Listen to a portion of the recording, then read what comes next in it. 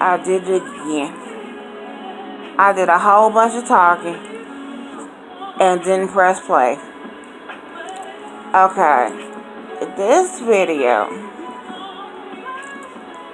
is about how I got me back.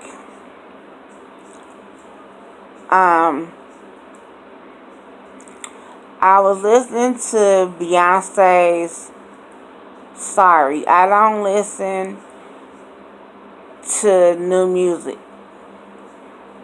but I heard the beginning of Sorry, and it was, I gotta repeat everything, damn.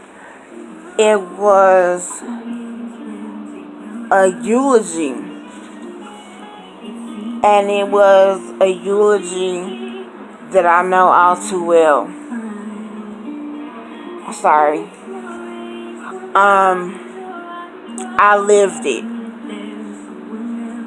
So I decided to make this video for anybody else that has lived,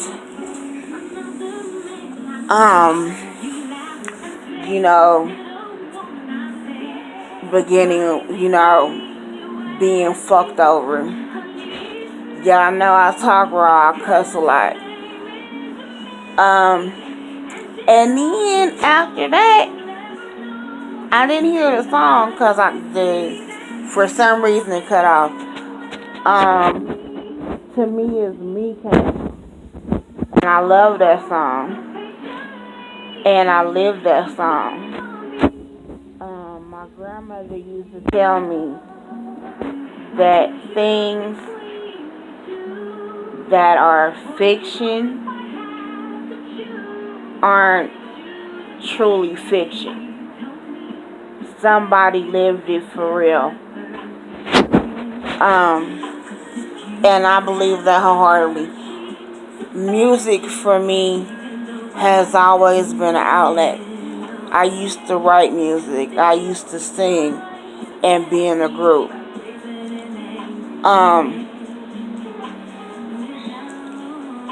When I met my son's father, everything was great. He says what happened was I got pregnant. And yeah, I was mean pregnant. But he pissed me off a lot. And then he went to prison.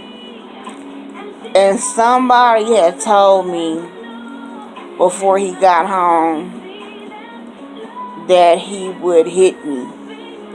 And I was like, no, he won't. He walks out before he gets that mad. While he was in prison, I got married to the most lovable man I knew. He's now dead. He was my best friend. He's forgiven me and released me from my vows. I left my husband for my son's father.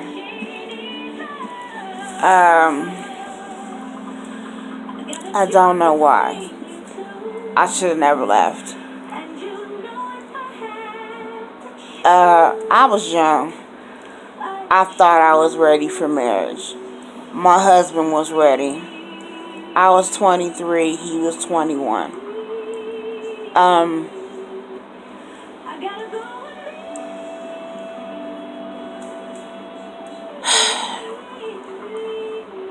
When the first time my son's father hit me, it took me a second. He hit me one time, and I tried to be the type of female that gets her ass kicked. But I'm a gangster. It just was not happening.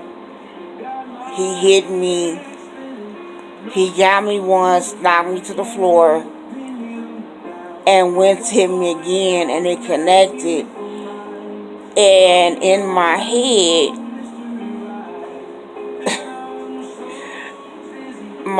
was like, bitch, you getting hit. Or was he strangling me? Stop! Again with the videos, huh? So? You must be really wrong. No. Because you just got done telling somebody or another site the same story. No, I haven't. I didn't press play. That's your fault. See, that's CJ. Why you cut out on you again? Because you keep talking so So what? you on Wi-Fi? No. Yeah. Oh, so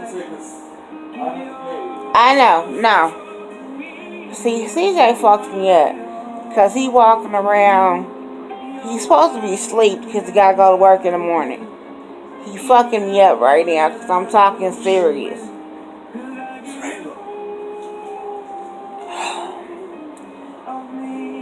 I mean,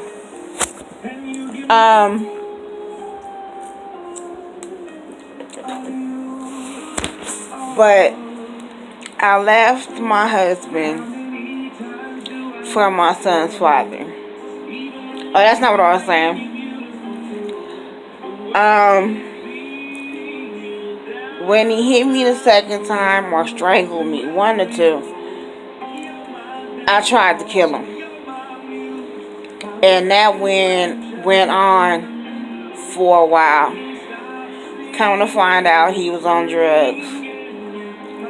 And I'm a nurse. And I tried to get him help. And I'll never forget, I'm calling to get him help. And the man kept telling me, well, we have a bed for women.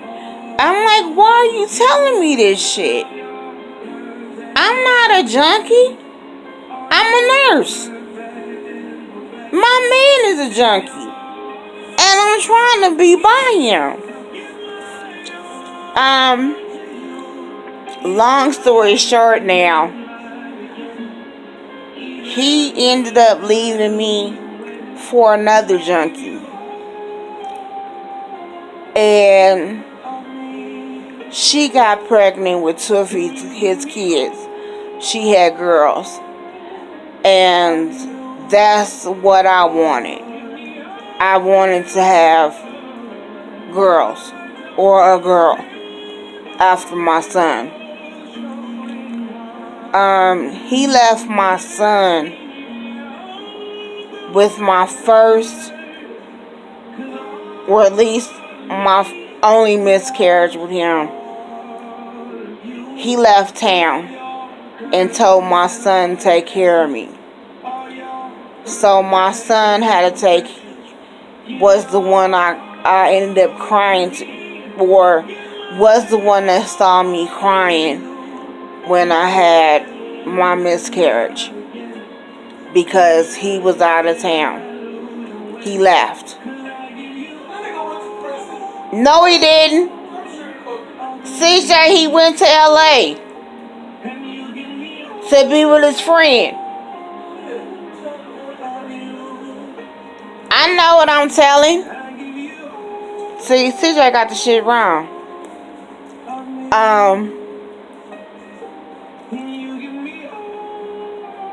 So, Daddy was left with me crying. And that was kind of hard. I'm telling y'all this stuff because I know it's somebody out there that needs to hear this. Sometimes you stay too long in a relationship. God tells you, He shows you that it's time to go. And you don't leave. My mother was abused by my father. And she was like, fuck this.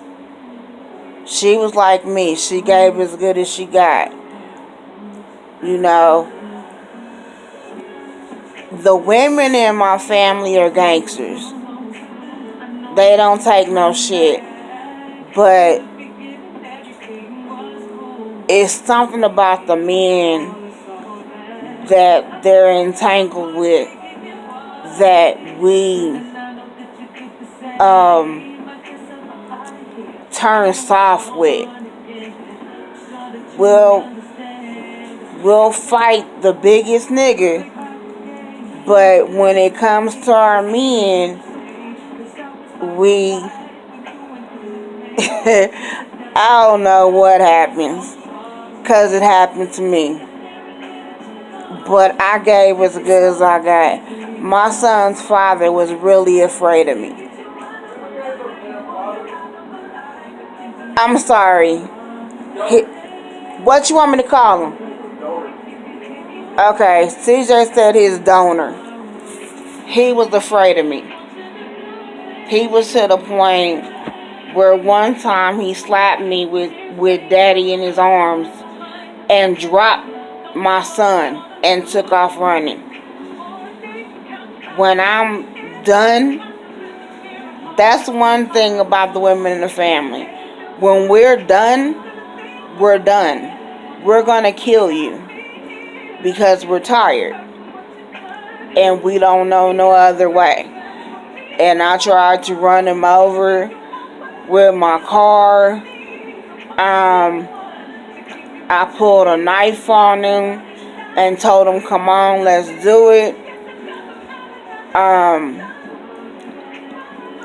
The final fight I had with daddy's donor, he slapped me with a PlayStation 2 remote. And I told my son to close his door and do not come out. I called his mother, who I call my mother, and I told her, I'm going to kill your son. And she always has a key to my house.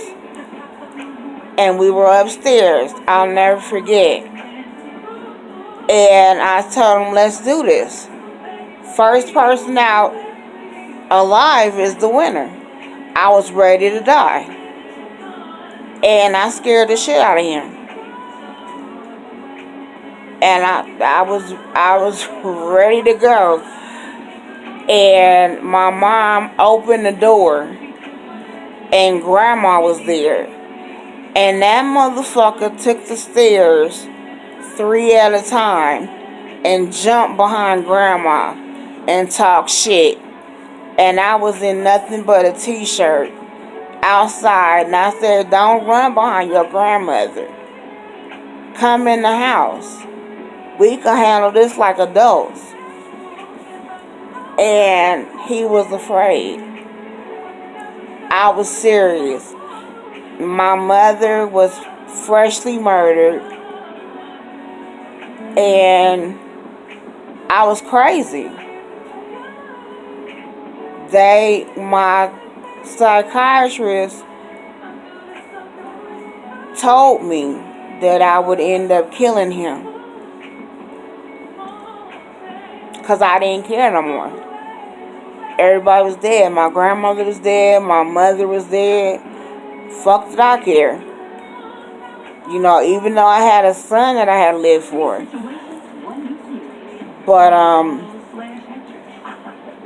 it really didn't matter to me. I just wanted to be done. And after that, he started treating me with respect. If he was high, he wouldn't come around. And he stopped coming. I mean, he would knock on my door talking about he loved me. Can he come for a glass of water? Mama lived across the street. Why are you coming to my house? He would look in my windows. I had a boyfriend and he wanted to know about him. I mean, it was just a whole lot of madness. He eventually got married, like I said, to a Shermhead. And to this day, I do not know where I was.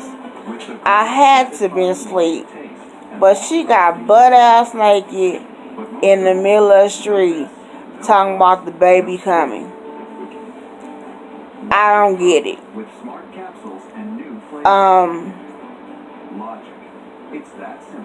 It's just crazy, but I know it's somebody out there that I'm talking to. You don't have to stay. You can leave. It's hard to leave. You might truly love that person. But abuse is abuse. Whether you getting your ass beat every day or you have to sit there and fight with them. Abuse is abuse. You know, I hope y'all hear me. I done talked for 16 minutes. Daddy said I talked too long, but I don't care what he say. So, okay. I hope y'all hear me and it's helped somebody. I'm gone.